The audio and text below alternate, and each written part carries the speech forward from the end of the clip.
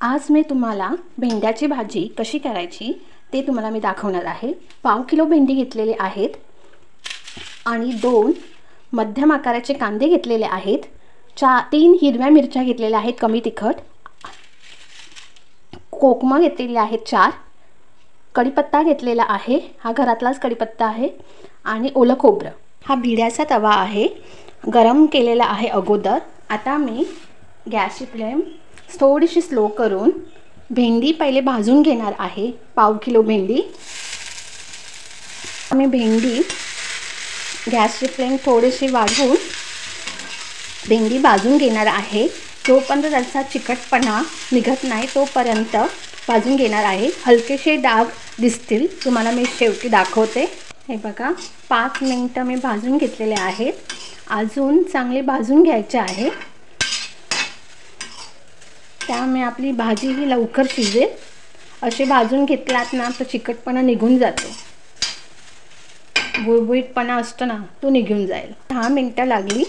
हे बघा हलकेसे डाग दिसतात। आता आपण हे काढून घेऊया प्लेटमध्ये। आता कढई गरमच आहे, गॅसची फ्लेम आपण स्लो करायची आहे। आता मी तेल घालते। तवा गरम असल्यामुळे तेल लगेच गरम होत आहे। कढीपत्ता घालत आहे,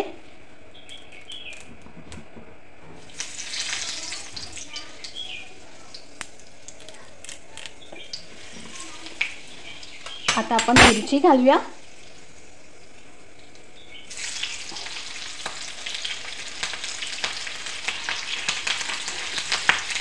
मिक्स करून घेऊया। आता आपण कांदा घालूया। सर्व कांदा आपल्याला वापरायचा आहे। भेंड्याच्या भाजीला आपल्याला कांदा जास्त लागतो। भेंड्याची भाजी असू दे किंवा कारल्याची असू दे, कांदा जास्त लागतो, कारण का भेंड्याची भाजी जरी पावकळी दिसत असली तर शिजल्यानंतर ती कमी होते, तर म्हणून मग कारल्याची भाजीसुद्धा ही कमी होते, त्यामुळे मग आपल्याला कांदा जास्त घ्यायचा। आता आपण कांदा चांगला भाजून घेऊया। गॅसची फ्लेम फास्ट करते। कांदा चांगला भाजून घेतलेला आहे। आता आपल्याला ही भाजलेली भेंडी आहे ती आपल्याला घालायची आहे, पण प्रथम आपण हळद घालूया। हळद घालत आहे 1 छोटासा चमचा। कोकम घालत आहे, कोकम नक्की घाला भेंड्याच्या भाजीमध्ये, त्यामुळे आपला चिवटपणा असतो थोडाफार काय असेल तो आंबटपणा निघून जाईल, चिवटपणा निघून जाईल। आता मी भाजलेली भेंडी घालत आहे। गॅसची फ्लेम पहिली स्लोच करायची आणि मग आपण फास्ट करूया। चवीनुसार मीठ, कांदा, भाजलेली भेंडी, मिरची, कोकम हे सगळं काही मिक्स करून घेऊया। आता मी झाकण ठेवून स्लो गॅसवर भेंडी शिजवून घेत आहे। ताटलीमध्ये थोडं पाणी घालायचं आहे, त्यामुळे भाजी चांगली आतून शिजेल आणि करपणारही नाही। 5 मिनिटांनी मी झाकण काढत आहे आणि हे बघा मिक्स करून घेते। परत मी झाकण ठेवते, झाकण काढून घेते। मध्ये मध्ये मी चेक करत होती। हे बघा आपली भेंडी शिजली गेलेली आहे, मिक्स करून घेतलेले आहे। आता आपण जे ओलं खोबरं किसलेलं ते मी घालत आहे। हे सगळं ओलं खोबरं मी वापरत आहे, आणि कोकणामध्ये ओलं खोबरं प्रत्येक भाजीमध्ये असतं, तर तुम्हाला घालायचं नसेल तर तुम्ही स्किप करू शकतात, पण एकदा घालून बघा, त्यामुळे भाजीला छानपैकी चव येईल। मिक्स करून घेते। लाईट गेल्यामुळे अंधार दिसत आहे। आता मी झाकणमधलं पाणी काढून 5 मिनिटं हलकीशी वाफ देणार आहे। आता आपण मिक्स करून घेऊया। गावी लाईट जातच असते, त्यामुळे थोडाफार अंधार दिसेल। आता लाईट आलेली आहे। आता भेंड्याची भाजी आपली तयार झालेली आहे, एकदम मस्त। 2.5 पेले मी तांदूळ घेतलेले आहेत, हे कोलम तांदूळ आहेत। हे बघा या मापाने मी घेतलेलं आहे. आईकडे असं माप आहे, एकदम जुनं असं आहे. आता मी पाणी घालते आणि धुवून घेते. 2 ते 3 वेळा ही सेम प्रोसिजर करायची आहे. जे कोणी नवीन असतील त्यांच्यासाठी मी भात कसा बनवायचा ते तुम्हाला दाखवत आहे. कोलम तांदूळ चांगले धुवून घेतलेले आहेत. आता मी पाणी घालत आहे. हे बघा, तुम्हाला मी पाण्याचं प्रमाण सांगते. मी 2.5 पेले घेतलेले तांदूळ. हे बघा, म्हणजे आपल्या 2.5 पेले आहेत, तर या 2.5 एवढं हवं तूप घालत आहे. त्यामुळे भात पण आपला मोकळा होईल. 1 छोटा चमचा घातलेला आहे तुपाचा आणि मीठ घालत आहे. तुम्ही मीठ घालायचं नसेल तर तुम्ही स्किप करू शकतात. आता मिक्स करून घेते.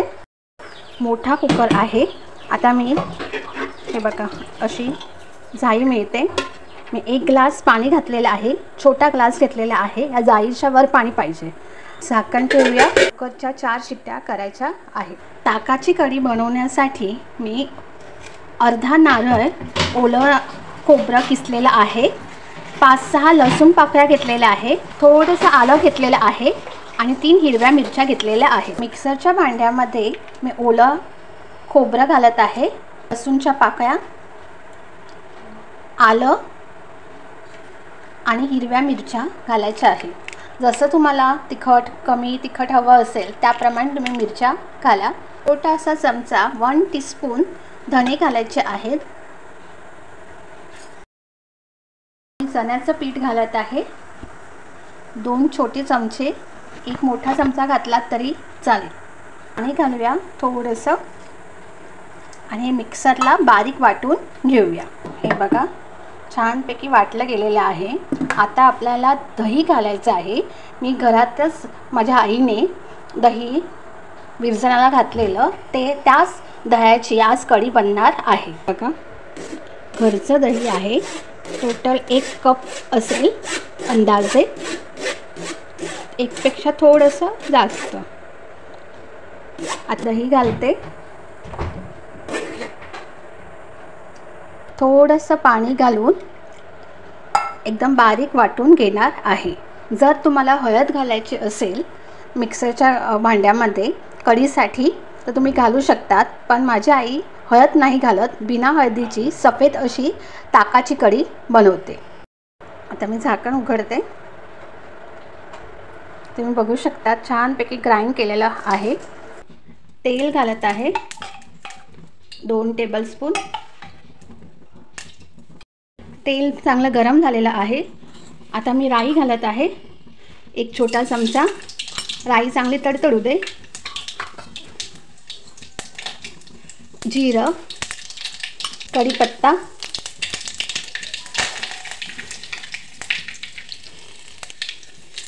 तयार केलेलं वाटण ते घालायचं आहे. मिक्सरच्या भांड्यामध्ये पाणी घालून गॅसची फ्लेम मी स्लोच ठेवलेली आहे.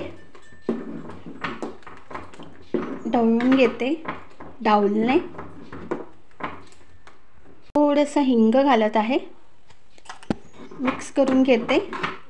आपल्याला अगोदर मीठ घालायचं नाही आहे, कारण का कढी फुटून जाईल. पूर्णपणे उकळल्यानंतर आपण हलकीशी उकळ येऊ दे आणि मग आपण काढून घ्यायचं आहे. आणि थोडंसं थंड झाल्यानंतर जेवताना मग मीठ घालायचं आहे. अगोदर ढवळून घेऊया. गॅसची फ्लेम थोडीशी वाढवलेली आहे. जास्त पातळही नाही आहे आणि जास्त घट्टही नाही आहे. आणि आपण ढवळत राहायचं, नाहीतर कढी फुटून जाईल. गॅसची फ्लेम स्लो करूनच ताकाची कढी ढवळून घ्यायची आहे. आपली तयार झालेली आहे ताकाची कढी. सफेद अशी ताकाची कढी तयार झालेली आहे. गॅसची फ्लेम बंद करत आहे गॅस. हे बघा, मस्तपैकी आपली तयार झालेली आहे. कढी थंड झाल्यावर चवीनुसार मीठ घाला. भात आहे, भेंड्याची भाजी आहे, सोबत चटणी आहे कैरीची, चपाती आहे, कढी आहे. संपूर्ण व्हिडिओ आवडल्यास माझ्या अन्नपूर्णा चॅनलला सबस्क्राईब करा आणि बेल आयकॉनला क्लिक करा. Shri Swami Samarth. Bless you. Thank you.